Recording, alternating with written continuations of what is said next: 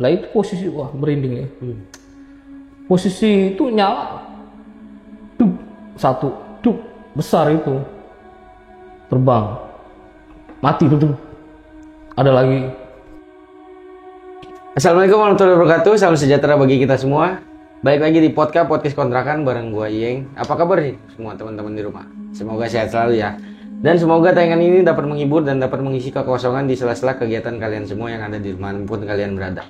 Tak lupa untuk mengingatkan teman-teman untuk selalu support channel kita dengan cara like, subscribe, komen, dan share sebaik-baiknya ke teman-teman kalian semua agar video kita lebih baik dan berkembang lagi. Nah, buat teman-teman yang mau share pengalaman horornya di podcast channel, boleh langsung aja DM Instagram kita di bawah ini.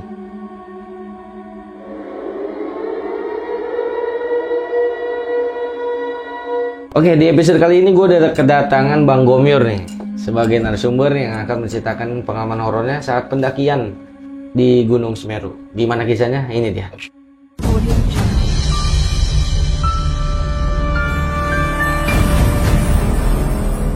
Oke Bang Gomyor, apa kabar nih? Alhamdulillah baik. Wih, long time no see nih. Benar, lama ya kita nggak jumpa ya. Lagi sibuk apa sekarang nih? Sibuk sekarang lagi gawe aja sih. Oh iya, cari nafkah aja ya. Benar. Ya udah kalau gitu teman-teman di rumah juga udah pada penasaran nih gimana kisahnya. Kalau gitu mau gue diceritain. Ya, jadi gua nggak tahu, lupa ya tahun berapa ya. Ada rencana itu naik Gunung Semeru ya. Gua dan 6 kawan gua akhirnya sepakat kita naik Gunung Semeru. Kalau salah bulannya bulan Juni deh, tapi tahunnya gue lupa tahun berapa. Kira kita berangkat cerita menuju ke Malang sampai kita lanjut lagi sampai ke Pasar Tumpang. Kita di Pasar Tumpang itu ada stay karena base camp namanya Pak Ruseno ya, Pak Ade. Tapi sekarang orangnya udah almarhum. Iya. Jadi kita stay sebelum naik Gunung Semeru, kita nyari info kan bahwa Gunung Semeru itu buka.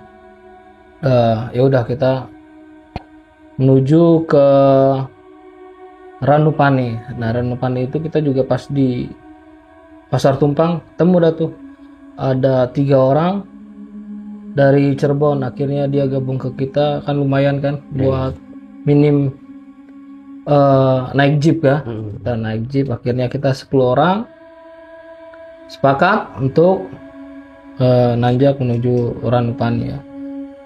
Selesai dalam perjalanan itu kita sampailah ke Ranupane, dan ternyata di Ranupane itu kita dapat berita Gunung Semeru masih tutup.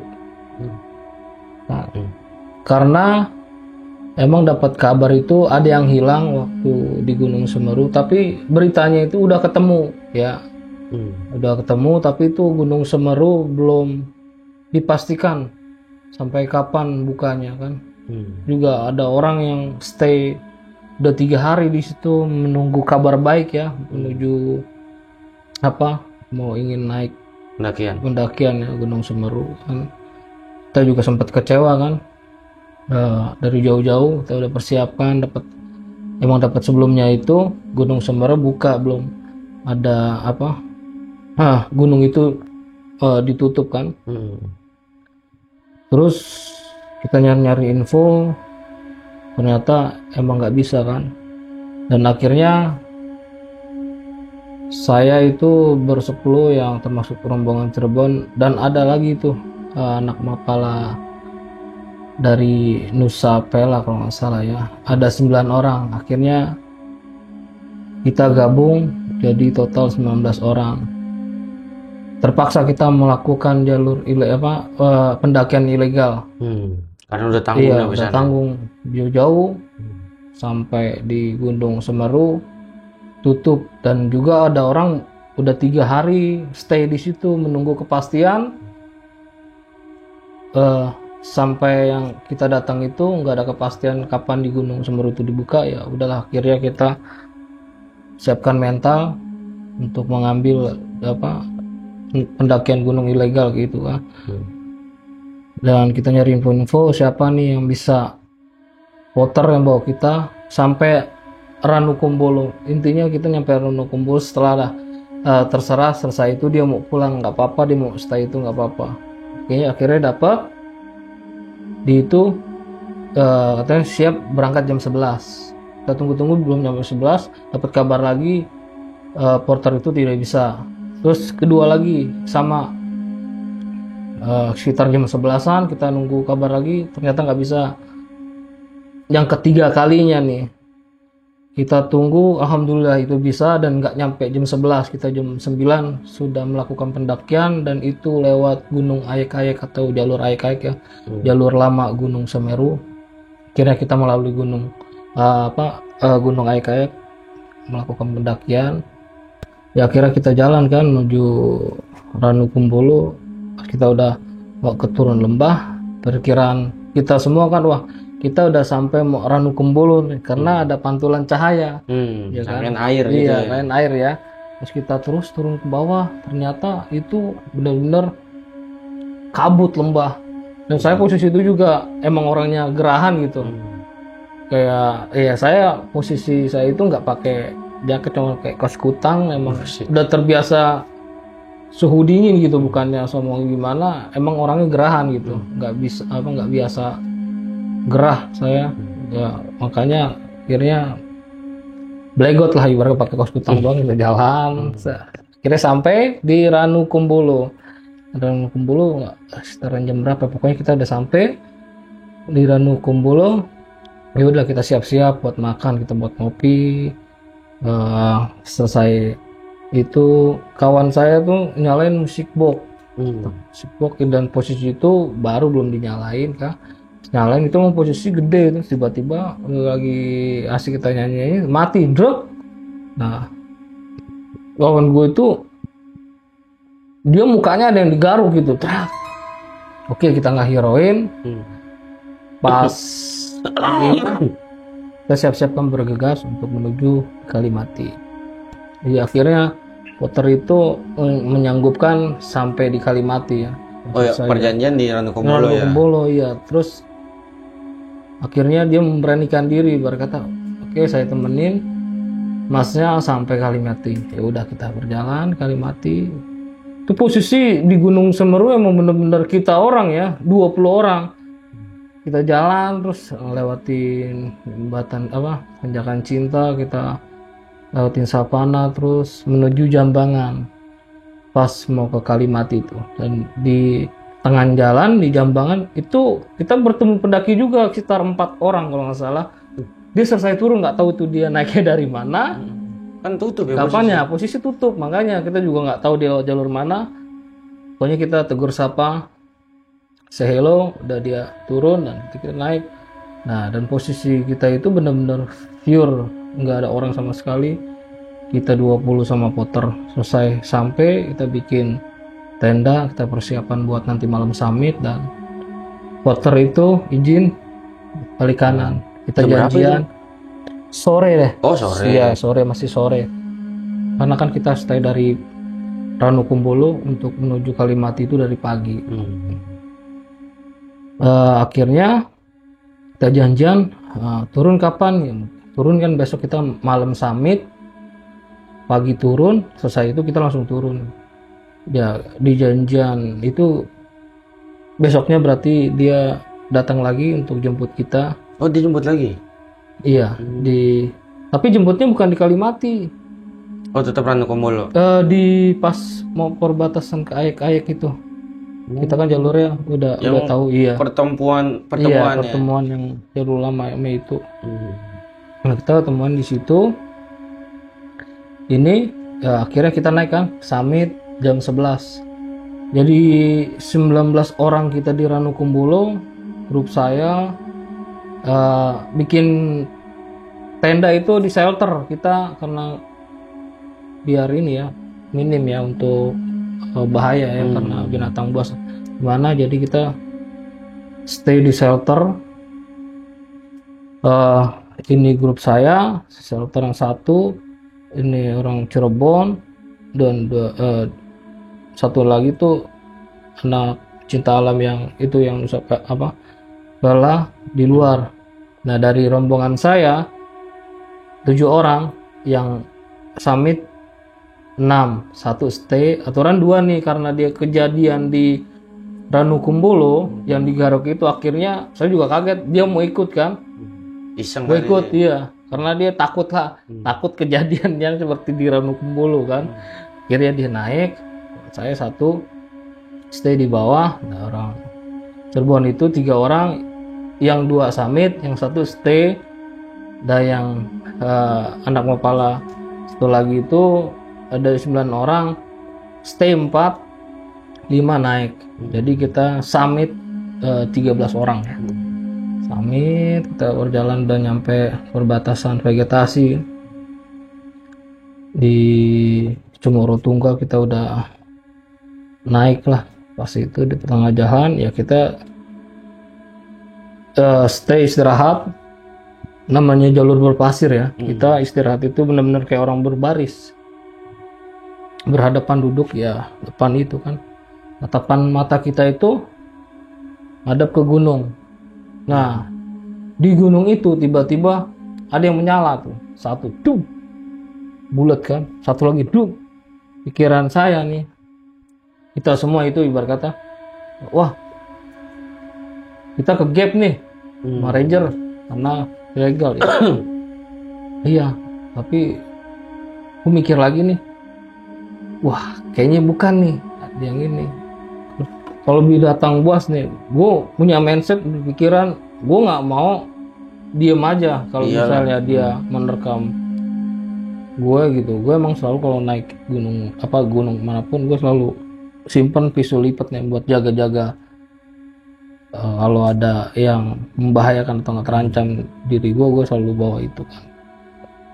Terus kawan gue bukan nih, gue langsung connect kan, oh iya ternyata ini dari yang lain. Ya udahlah kita 13 orang itu udahlah gak usah pikirin itu, kita fokus aja buat summit ya. Akhirnya kita lupakan yang pemandangan di depan mata kita benar-benar itu besar, dia dua kayak jalan gitu terus Saya ngelewatin.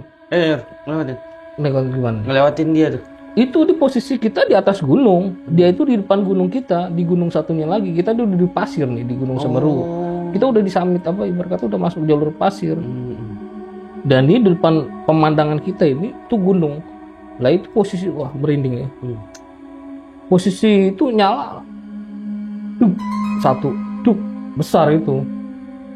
Terbang. Mati tuh. Ada lagi. Wah itu udah berkata, wah nggak beres ya, udahlah kita lupakan aja masalah itu kan. Ya udah kita fokus ke summit ya udah. Nggak cerita kita sampailah summit. Selesai foto-foto udah puas. Karena kan kita nggak bisa lama-lama tuh di Gunung Semeru di atas puncaknya. Karena arah mata angin, karena itu bahaya. Belerang kalau misalnya arah mata angin ke kita itu karena ke jalur itu. Dia apa? Kita bisa keracunan gitu. Oksigen nggak ada kan. Akhirnya kita selesai puas di puncak ya udah kira kita turun, bergas buru-buru. Nah pas nyampe di bawah, gue yang pertama itu kawan gue cerita langsung kan, malam gue lagi tidur di tenda, ditarik-tarik kaki gue keluar, terus gue ngeliat tuh ada emang pohonan gede 2 bercabang kayak huruf Y begini. Itu kata kawan gue tuh, itu tuh datang tuh singa putih katanya, berikut dayang-dayang itu pengawal, dan dia cuma nunjukin diri. Kawan gue cerita kayak gitu, dia udah stay ibarat kata dia nunjukin diri, habis itu selesai hilang. Gue nggak nanggepin, gue diemin aja karena kalau misal gue tanggepin berpanjangan kalau di gunung takutnya kan suasananya itu gue karena kita semua di atas ngalamin gitu malam itu seperti apa di bawah. Dan orang Cirebon juga punya cerita yang aneh juga, dia ada yang tendanya di apain, pokoknya itu punya cerita masing-masing deh.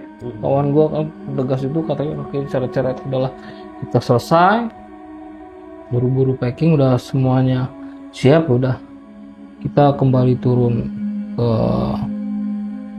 bawah. Itu kita lewatin Ranukumbolo semua dan balik lagi ya ketemu Gunung Aik-Aik itu. Kita di jemputlah sama salah satu peternak tadi kita itu, dan kita menuju ke rumahnya itu dengan alhamdulillah dengan 19 orang kita turun itu selamat. Iya. Nggak cuma cerita ini aja nih geng ya. Gue punya pengalaman lagi nih sama istri gue ke gunung yang sama ya, Gunung Semeru juga. Oh sama juga. Sama juga Gunung Semeru. Berarti total udah berapa kali naik Semeru? Gue naik Semeru itu sih baru 2 kayaknya. Oh iya. Itu sama bini Sama doang. istri gue kan. Terus? Gue naik, kita singkat cerita aja ya, kita udah sampai di Tapi ini posisi buka ya? buka, posisi buka. Jalur. Iya.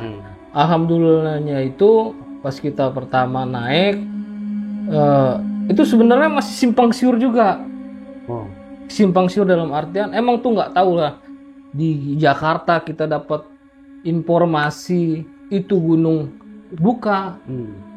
Pas nyampe di Ranupaninya itu ya, kita udah bener-bener yang tahu betul gitu, ibarat kata gunung buka apa enggaknya. Dan alhamdulillah itu rezeki. Nah, cerita ya sama juga kan, dari kita nyampe Malang terus kita ke Pasar Tumpang, kita stay di rumah Pak Reseno. Itu berdua sama bini tuh bukan naik jeep, naik truk. Buset. Truk satu gede gitu, cuma berdua isinya. Karena lebih murah daripada jeep waktu itu ya. Udah akhirnya kita naik berdua sampai Ranupane. Karena meledaknya film sentimeter tuh. Oh 5 cm. Iya 5 cm itu kan banyak pemula-pemula itu yang naik gunung, dia nggak punya perbekalan yang cukup, pengetahuan yang cukup, asal naik aja karena nonton film 5 cm kan luar biasa itu kan view-nya. Pokoknya taunya indah aja. Dia nggak tahu kayak gimana itu di gunung seperti apa. Dia mindsetnya dia mungkin indahnya aja, dia nggak tahu karena minim pengalaman ya sama wawasan. Itu diberlakukan pengecekan untuk yang kita bawa, apakah benar-benar udah safety apa belum. Alhamdulillah kan pas nyampe base camp di Ranupane kita registrasi, akhirnya kita naik, kata udah semua udah lengkap. Gue sendiri yang itu di tempat base camp, carrier gue nggak dibuka sama ranger sana karena dia udah percaya dengan packingan gue yang benar-benar layak gitu, nggak usah dicek. Katanya saya udah percaya sama sampean mas, nggak usah dicek. Ya udah. Oh gitu. Emang iya, karena Emang perbedaannya apa tuh? ya nggak tahu sih. Dia ngeliat carrier Kelihatan lah ya orang yang maksudnya yang udah berpengalaman sama yang newbie gitu ya. Iya, gua bawa carrier tuh udah kayak bawa kulkas. Orang pada nanyain mas bawa apa aja ya, bawa yang harus perlu dibawa. Orang nanyain pada nyoba carrier tuh pada nggak kuat gitu kan. Bener serius mas? Ya serius bang. Bawa apa aja ya, bawa yang harus dibawa gitu. Udah ya, alhamdulillah nggak dicek, nggak sampai dibongkar. Udah ngeliat settingan carrier, oke layak, udah kita langsung menuju lah tuh naik Ranukumbolo. Istri gua kan sampai di Ranukumbolo emang nggak ada terjadi apa-apa, biasa naik, kita selesai have fun kan, foto-foto. Lanjutin lagi menuju Kalimati, biasalah dari Ranukumbolo tanjakan cinta, terus Sapana yang kayak kata orang dibilang lavender. Kita lewatin itu semua dan Jambangan, selesai lah pokoknya. Kita sampai di Kalimati itu posisi gerimis maghrib. Stay dan sama juga tuh untuk di Kalimati itu nggak banyak orang yang ngecamp, ada beberapa tenda ya. Gue mutusin lah sama kayak awal gue pertama naik Gunung Semeru itu, Shelter. di shelter. Gue di shelter, di camp istri gue ada, dan gue di Kalimati tuh Emang sebelumnya ada di samping tenda gue di Ranu Kumpul itu ada grup juga, ada cewek cowok, terus ada grupnya dia lah berbarengan sampai di Kalimati. Gue beranikan diri kan, gue bilang, Mas sampean kalau mau summit kabarin saya ya. Gue bilang gitu, gue tetap pesan kan, karena posisi gerimis juga kan, hujan di maghrib itu. Gue juga siap-siap apa yang harus gue bawa, logistik untuk summit kan. Nah terus yang samping tenda gue di Ranu Kumbolo itu, gue bilang, Mas nanti kalau misalnya jam 11 itu bangunin saya ya, saya stay di sini. Iya Mas, ya oke. Gue stay sama istri gue di sini apa tenda. Terus dipanggil lah tuh gue, Mas kirain gue udah jam 11 kan. Udah masih jam 9, kenapa? Tolong Mas, ada air panas. Air panas nggak ada, kenapa emang? Temen saya Mas perutnya kram. Kalau mau masak nih. Oh itu Mas, ya sana juga sama sih Mas, lagi masak. Ya udah gue keluar lah tuh kan. Liatin gue tungguin, ya udah akhirnya gue liatin. Terus gue lihat yang gue ngerasa ya, wah ini bukan dia nih, tapi belum sepenuhnya lost. Masih ada sadarnya dia. Kenapa emang dia ngecamp itu, emang pohonan gede tuh kayak pohonan gede bikin tenda di situ. Nah emang pohonan itu kan emang kayak adat Hindu ya, di biasalah di kayak dikainin gitu. Emang kayak catur Bali gitu ya. Di bawah itu kalau di Bali kecenang, kalau ibarat kata di itu kayak dufa kayak gitulah ibarat kata itu kan. Ya mungkin ya dia habis selesai masak atau gimana, nggak numpang apa gimana, mungkin kena dia apa nggak, dia makan nggak permisi apa gimana ya, mungkin terganggu lah dia mungkin ya. Sampai ini kan dia air panas kan, perutnya kram, bikin pas dia masak air panas terus ditaruh lah tuh, dimasukin botol yang 1,5 liter apa ya, yang gede tuh air panas, taruh di perutnya itu kan. Lama-lama kan lagi panas menciut, nah akhirnya tambah lagi kesiram itu, tambah itu juga kan jadi panas itu kan, teriak-teriak. Ya gue dengan apa yang gue bisa aja gitu, gue baca-baca ya alhamdulillah kan sadar gitu. Sampai lakinya tuh ternyata tuh yang kena itu dia suami istri ada. Nah kalau salah orang Jogja itu, dia punya mindsetnya bagus sih, berkata didoktrin terus istrinya tentang anaknya yang dia punya apa ya, kalau sesuatu lah pokoknya didoktrin terus istrinya supaya ibarat kata inget gitu biar nggak lost. Dia didoktrin terus sampai nangis kan, emang dengan cuaca hujan gerimis gitu. Kira alhamdulillah kan dengan itu normal lah. Yang normal ya udahlah, untuk malam itu udahlah kita memutuskan nggak summit. Bilang ya udahlah besok selesai pagi kita buru-buru turun dari sini. Oke ya udah akhirnya istirahat. Gue yakinin istri gue nih, jadi nggak summit. Jadi kita udah jauh-jauh loh, gue bilang kayak gitu. Bisa nggak itu? Dia merasa berani nggak berani. Ya gue tekanin lagi, ayo kalau mau summit. Itu posisi emang gue sekitar jam 3-an kalau nggak salah ya. 3 subuh. Gue sama istri gue naik summit akhirnya gue summit. Dalam artian nggak nyampe di puncak, ya ibarat kata naik aja. Selesai itu udah mau nyampe Comoro Tunggal, ya akhirnya gue tekenin lagi nih istri gue, mau terus apa enggak. Terus udah cukup nyampe sini. Ya udah akhirnya gue juga merasa puas juga, dalam artian udah dia sampai berusaha memberanikan diri walaupun pada dasar takut gitu. Nyampe sini aja udah akhirnya gue turun, dan mau pagi kan tuh udahlah selesai turun.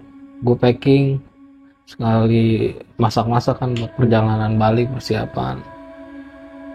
Ya udah dah. Dan rombongan ini kan berapa orang gue lupa, pokoknya yang gue ingat itu suami istri dia. Yang suruh pandu istrinya kan. Pokoknya gue yang ngambil komando, gue yang gue tahu ibarat kata yang agak-agak auranya ini ya di mana pokoknya nggak boleh sampai lama di situ, nggak kita lewat situ harus cepat lah. Intinya selesai ya udahlah. Gue juga dipesenin sama rekannya, Mas jangan jauh-jauh ya dari saya. Dia takut juga. Iya. Gue bilang iya nggak apa-apa Mas, saya di belakang kok, tenang aja. Ya udahlah, akhirnya turun kita. Nah sebelum Ranukumbolo tuh, pokoknya sebelum di Ranukumbolonya itu pas banget, gue masih di atas, dia tuh udah di bawah kan kelihatan. Beron istri gue, ternyata yang cewek tadi tuh istrinya orang Jogja, jomplang lagi langsung dak. Satu lari, Mas tolong Mas. Gue ngeliat kan emang posisi gue di atas, dia di bawah kan. Mas tolong Mas. Ya udah gue dengan begitu gegasnya gue lari. Ya gitulah, dari kayak yang kejadian malam ya, apa yang gue bisa baca gue baca. Alhamdulillah normal lagi. Dan lakinya itu kan lari turun dia ke bawah minta pertolongan pas kejadian itu kan. Lah istrinya tinggalin? Ditinggal karena kan ada rekan-rekannya. Dan itu apa, rekannya juga ibarat kata kayak mempercayain gue gitu. Dan alhamdulillah dia lari tuh istrinya sampai suaminya sampai nangis kan, khawatir istrinya. Iya dia itu akhirnya gua ini lagi, alhamdulillah kan normal lagi. Udahlah kita buru-buru jalan pas ini sudah mau pertengahan mau inilah mau sampai. Alhamdulillah itu ada ranger kan naik bawa motor real ibaratnya menjemput sama suaminya. Suaminya kalau salah di bawah deh, istrinya ya udah kira naikin, kira dievakuasi sama ranger naik motor. Ya udahlah udah agak tenang gua dan teman-teman dia juga kan. Alhamdulillah pas turun di bawah itu dengan keadaan maghrib lebih isya lah masa. Terus nyari info dong, gimana tadi yang tadi itu. Alhamdulillah Mas nggak apa-apa. Terus mau dengarkan kata orang bisa gitulah. Ini alhamdulillah Mas masih bersyukur. Soal pilihannya ada dua, yang udah biasanya dibawa. Wah gue merinding. Iya sering tuh cerita gunung kayak gitu ya. Biasanya dibawa. Nah ini alhamdulillah dianterin pulang sampai bawah. Emang pas di atas di kalimat itu bilang pulang gitu. Dia teriak pulang. Nah merinding gua nih. Pas itu bawah gua tanya emang gimana nih. Suaminya iya ini habis head lupa mandi, jadi gua simpulin dia belum bersih. Mungkin pas di sana bagaimana ya kenalah. Jadi pas di bawah gue leganya alhamdulillah dengan selamat sampai bawah. Ya pokoknya normal gitu aja lah, nggak ada yang ini kata pancannya. Kalau yang udah biasanya di bawah nih alhamdulillah dianterin sampai turun. Begitulah ceritanya.